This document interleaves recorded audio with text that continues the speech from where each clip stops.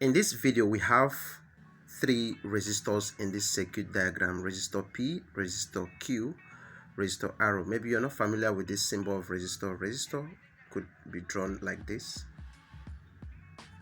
or you can have it in the normal way you must have been told about. So either of these are the symbols for resistor. So when you see them like this, you should be able to identify them to be resistor. So we have resistor P, resistor Q, resistor R in this circuit diagram, and then we have the source voltage 24 volts. Of course, here you're having the positive direction of the battery, and here is the negative. So we have 24 volt battery that is supplied to these resistors.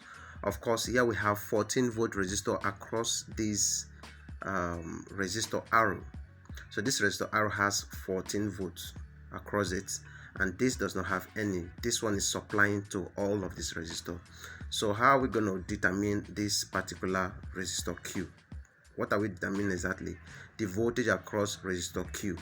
That is to say, from this point we're expecting this to be, let's say this is our V. Here could be V1 and here could be V2. So since we have labeled these voltages, so this is the one we are looking for. So essentially, you should be aware of this or familiar to this expression that V is equal to, that's the total voltages or potential difference equal to V1 plus V2. Right. So since we have our V1 to be this one we are looking for, so we could make this V1 the subject of the formula. So V1 at this point will be equal to, and if this one crosses to this part, V, this positive sign changes to negative sign. So we have V minus V2. So what exactly is our V1? Our V1 is what we are looking for. So the V is this particular one, which is the 24 volts.